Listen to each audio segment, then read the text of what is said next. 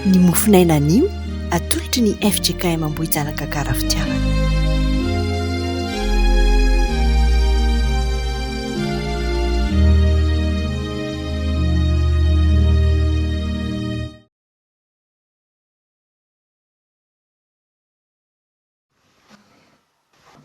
Talata 17 volana avril taona 2024 dia mbola faly miarahaba antsika indray ry havana amin'ny alalan'izao serasera Facebook izao. Dia miarahaba antsika koa satria mbola velonaina. Dia misaotra an'Andriamanitra tsika fa ny fahasoavana sy ny fitiavana mbola natao izao antsika. Dia Andriamanitra ny fiadanana hamery antsika mba ahatosantsika ny adidy aman'andraikitra antsika tsirairay avy. Alohan'ny hamakintsika ny teny dia hivavaka aloha isika. Ry Andriamanitra tomponay dia mbola misaotra anao indray fa mbola tonga amin'izao andro maraina vaovao izao indray izay. Mbola nandihy tombon'andro indray ka dia isaoranay ianao izany rehetrarehetra izany. Ankehitriny Jesosy dia misaotra anao satria ny fitiavanao, ny famindraponao mbola natoy izao anay, mbola afaka miantso ny anaranao izay. Misaotra betsaka tompony izany rehetrarehetra izany. Ankehitriny izay dia hamaky indray ny teninao ary hiaino ny hafatra izay nampitondrainao anay, dia ny fanainao masina anie hitoetra aminay mba azonay manambara indray ny tianao ambara aminay. Dia izany Jesosy ny irianay sainga tahanay aminao ary mangataka ny famelan-keloka isan'andro isan'andro izay amin'ny zavatra rehetra izay ataonay tsy mifanaraka amin'ny sitraponao. Dia izany Jesosy ny irianay sainga tahanay aminao.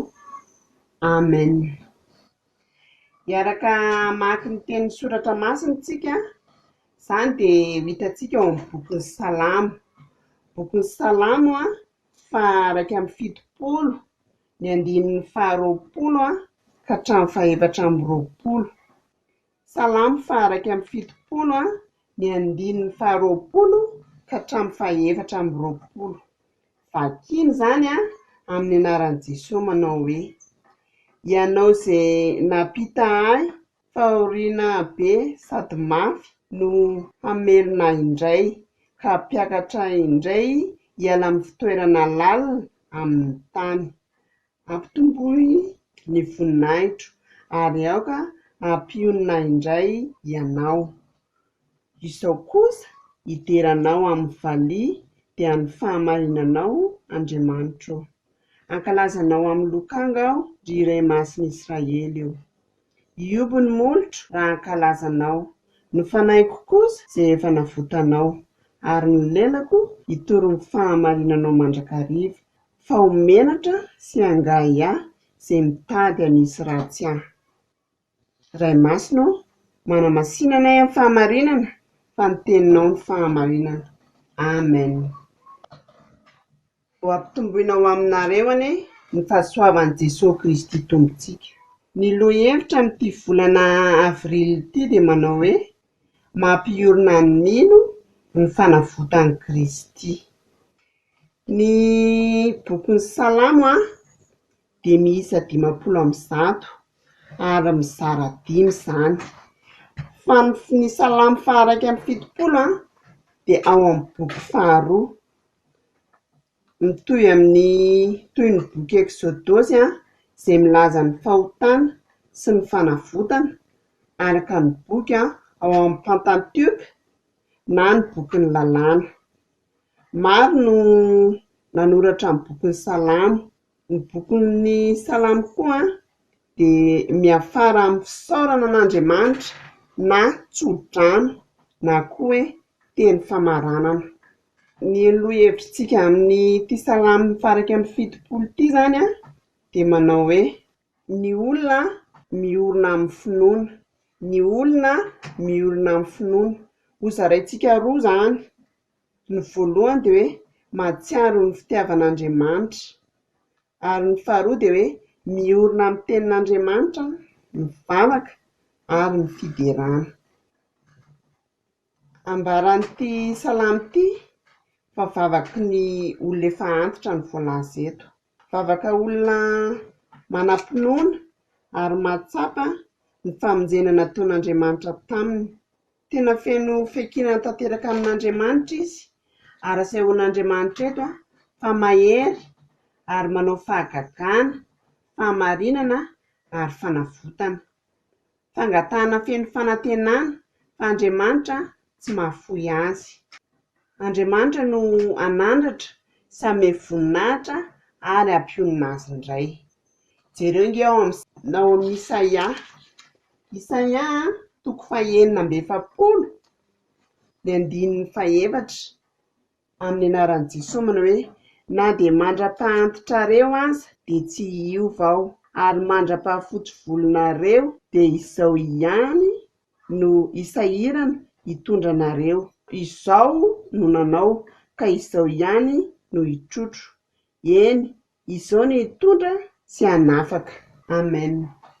Nataon'Andriamanitra nampahitana fahoriana ary ambarana fa avy aminy no hamelona azy indray. Dia jereo indray nge ilay eo amin'ny Jaona 9:10, Jaona 9:10, ny 7:30 tapany faharoa manao hoe aty amin'izao tontolo izao no ahitanareo fahoriana nefa matoki izao efa naharesy izao tontolo izao.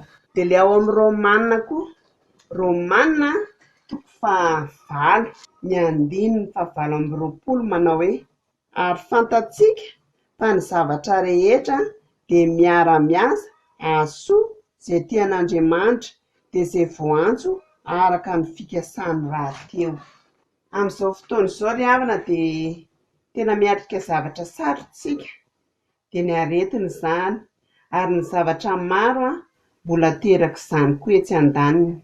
Fotoana tena hifikirantsika amin'Andriamanitra izany ary hanamafisantsika ny finoana azy bebe koa ka andehantsika hivavaka hiorina amin'ny finoana ary hiorina koa amin'ny tenin'Andriamanitra. Dia hamarintsika amin'ny tenin'Andriamanitra foana izany dia ao amin'ny Matthieu indray 1:20 ny 2:20 manao hoe ary na inona angatahanareo amin'ny fivavahana atao amin'ny finoana dia ho azonareo.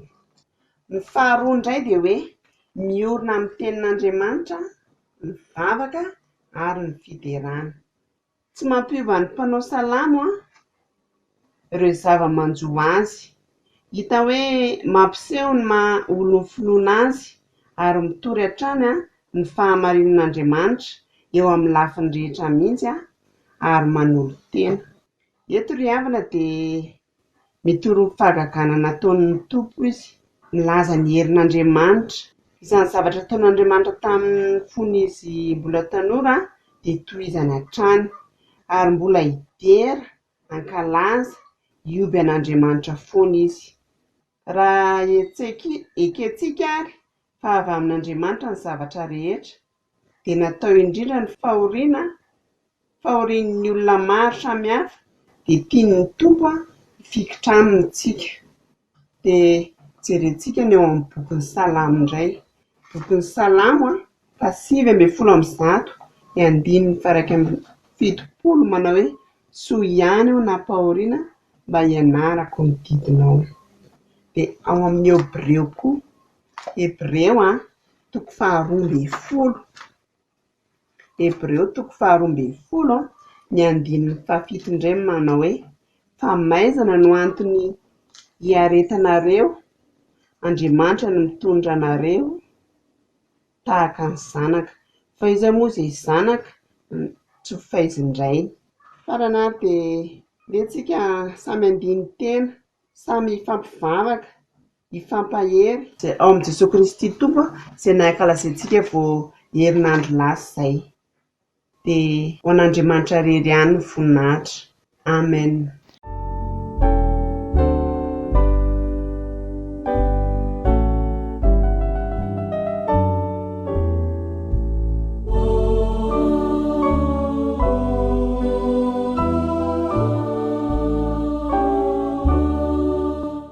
Hivavaka ary tsika. Andriamanitra dia misaotra anao izay izany no teny nomenao anay izany. Misaotra satria ianao no mahatoy izao anay, dia ny angatanay aminao Tompo dia ny fikiranay anao hatrany ary ny zavatra rehetra izay miatra amin'ny fiainanay dia mahatonga anay ho ao aminao bebe kokoa.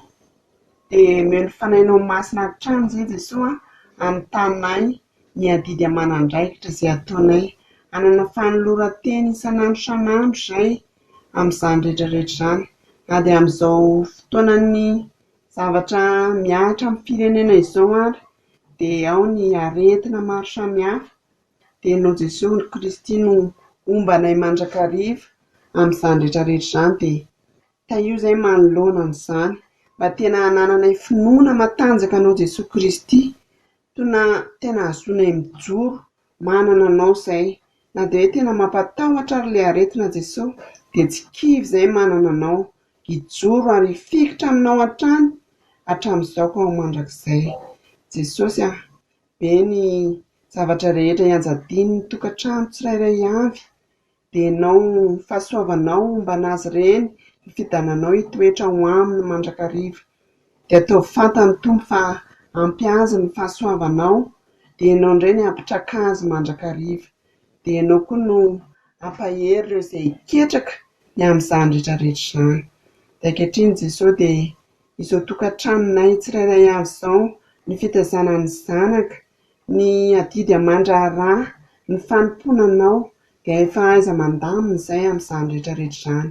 Ny tontolo andronay amin'ity herinandro ity, ny tontolo andronay androany dia apetraka tanteraka eo aminao ary ianao ombanay mandrakariva amin'izany rehetrarehetra izany.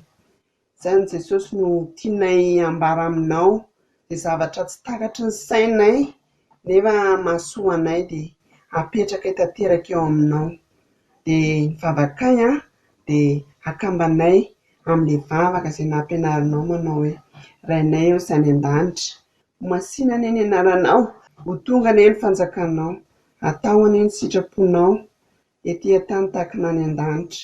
Omeo anay an'io izay hanasazy ao anay ary mamelany elokay tahaka ny namelanay izay meloka taminay, ary aiza mitondra anay amin'ny fakapanahy, manafanay amin'ny ratsy, anao ny fanjakana sy ny hery ary ny voninahitra mandrakizay. Amen. Raisa amin'ny finoana ry havana ny tsodrano izay atolotra ho antsika.